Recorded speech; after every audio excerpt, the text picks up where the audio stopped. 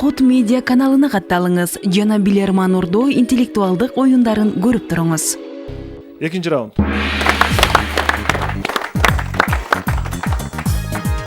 Экинчи раунд. Ошондой эле бул жерде 1111 баш катырма турат. Бул китептер, урматтуу телекөрүүчүлөр, сиздер үчүн бир топ баягы ой чабыт интеллектуалдык жактан зээни күчөткөнгө бир топ пайдалуу деп эсептейбиз. Имарбек Сабиров Нокат районунун Кулатов айыл округунун тургуну сиздерге каршы суроо жөнөткөн. Суроосунун магизи 1200 сом. Мен суроону окуйм. Урматтуу билермандар. Бул системаны, бул түзүлүштү же система деп койсок да болот. 1960-жылдын аягында АКШнын коргоо министрлиги ойлоп тапкан. Коргоо министрлиги тарабынан ойлонуп табылган бул система. Максаты согуштук иш-аракеттерди ашырууда душмандарынан үстөмдүк кылуу АКШнын.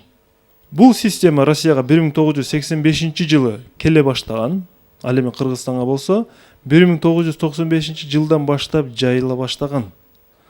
Азыркы күндө биз кеңири колдонуп келе жатабыз бул системаны. Урматтуу билермандар, суроо. АКШнын коргоо министрлиги эмнени ойлоп тапкан болчу? Кетти минутта.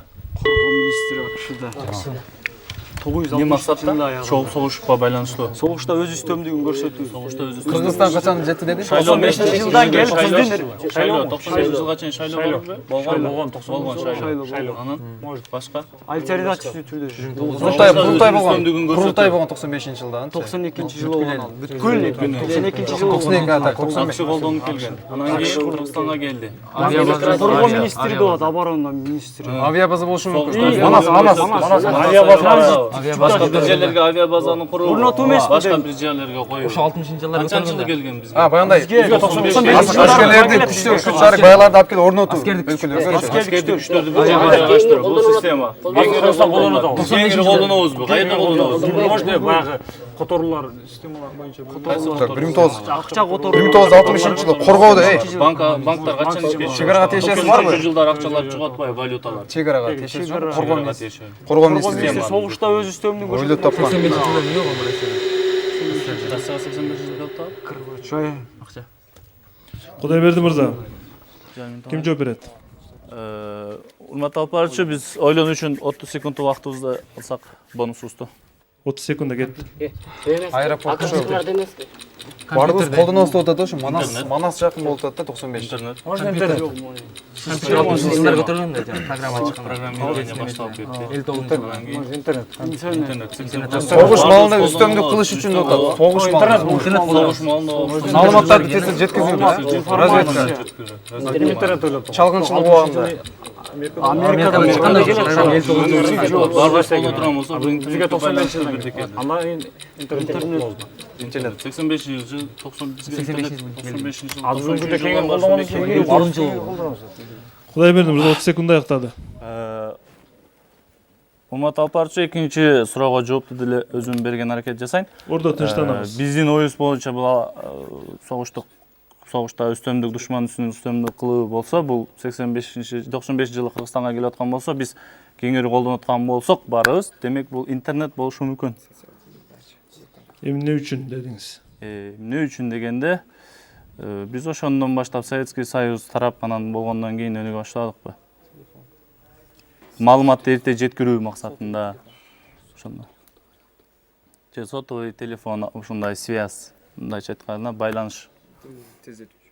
Демек бул интернет. Интернет Мобилдик ошо байланыш да. Бул сиздин акыркы жообуңуз. Эсеп 1-1, жооп туура.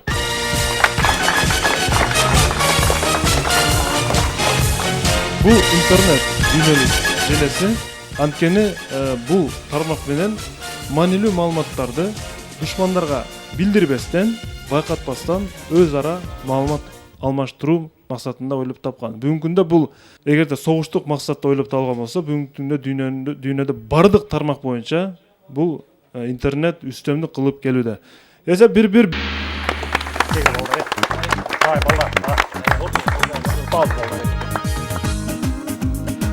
Үчүнчү раунд бүгүн экинчи тур жайкы сериялар оюну сиздерге таптырылып жатат.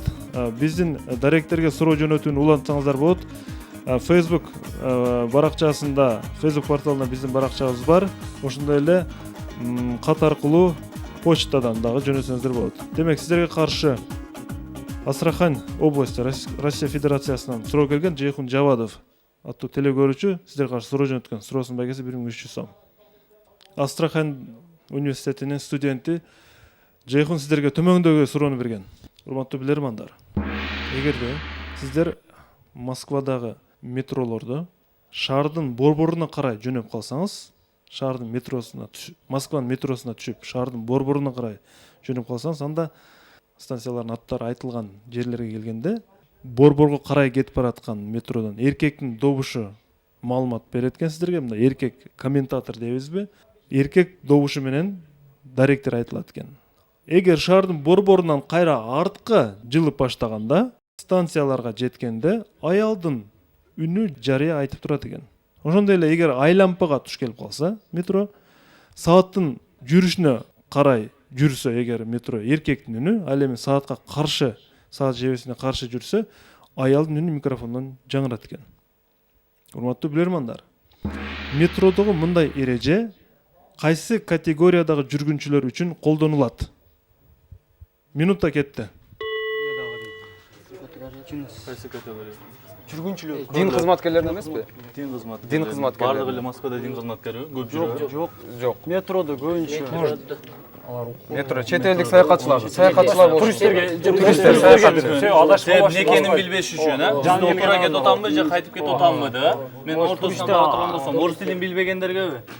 Орус тилин билбегендерге. Же Мигрант жактан бара турган болсом, Эркек менен аялдын арасына бири-бирине карама каршы берилип атат. Эркекке оң сапаттар, аялга терс сапат. Мисалы үчүн эркек саат жебесин Беркиге байланыштуу оң, арка кеткен оң, беркиге кеткен эле оң. ошол эске алайын. дегенде эле турага кетсең.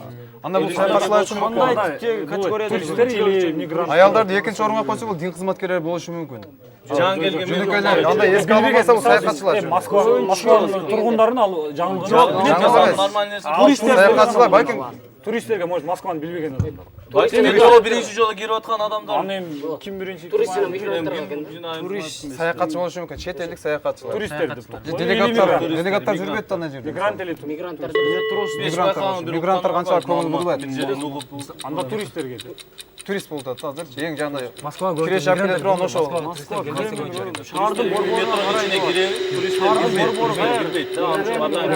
Балким мектеп окуучуларынадыр. Мектеп окуучуларына студент. Билермандар убакыт аяктады. Кудай берди, ким жооп берет? Урматтуу алып баруучу, жоопту Абдыманап Дыйканов берген. Абдыманап, ордо тынчтанабыз. Кайсы категориядагы жүргүнчүлөр үчүн колдонулат? Биз командабыз менен бул суроону талкуулап төмөндөгүдөй жоопко токтолдук. Бу жерде негизи чоң адамдар Москваны толук билет. Ал эми биз азыр ойлоп атабыз, же Москваны билбеген мигранттар болушу мүмкүн, или ошол мектеп окуучулары, жаш кичинекей адам балдар, курактагылар болушу мүмкүн. Себеби алар билбейт, адашып калса, алар ошол үнгө карап туруп, кайра багытын таап кетип алышы мүмкүн да. Ошон үчүн биз кичинекей, может, жеткинчектер, может, өспүрүмдөр үчүн же жаштар үчүн, жаш балдар үчүн, окуучулар үчүн колдонушу мүмкүн. Себеби адашып, Москва чоң шаар, адашып калбаш үчүн. Ошо кичинекей мектеп окуучулары же жаштар, мектеп окуучулар, өспүрүмдөр үчүн алар эстеп калып, звуктан таанып келиши мүмкүн. Меймандар, может, мигранттар үчүн. Москваны жакшы билбеген адамдар үчүн, может, алардын ичинде туристтер болушу мүмкүн, же мигранттар, окуучулар. Бирок негизинен ошол жаштарга, окуучуларга. Ордодон пикир сурайын. Мен жоопту кабыл алдым негизи. Урматтуу билермандар, сиздер кандай деп ойлойсуздар? Кандай жүргүнчүлөргө колдонулат мындай ыкма? Кимде вариант бар? Биздин оюбузча бул кулагы укпаган дүлөй адамдар үчүн колдонулат. Алар эркекпи же аялбы ажырата албайт да добуштан. Биздин оюбуз боюнча бул жерде ошол метродон борбордон алыспы, жакынбы, ошону билиш үчүн бул бизде көз азиздер деген жоопко токтолду. Ушундай ой келди бизде. Түшүнүктүү. Менимче башка вариант суроонун кажети жок болуп калды окшойт, Кудайберди мырза. Бул көзү азиз жүргүнчүлөр үчүн атайын багытты аныктоо максатында шаардын борборуна карай жүргөн метрого эркектин үнү, кайра шаардан чыкканда аялдын үнү колдонулат. Көз айсыз жүргүнчүлөр үчүн колдонулат. 2-1 эсеп. Телекөрүүчүлөрдүн пайдаласына бул раунд.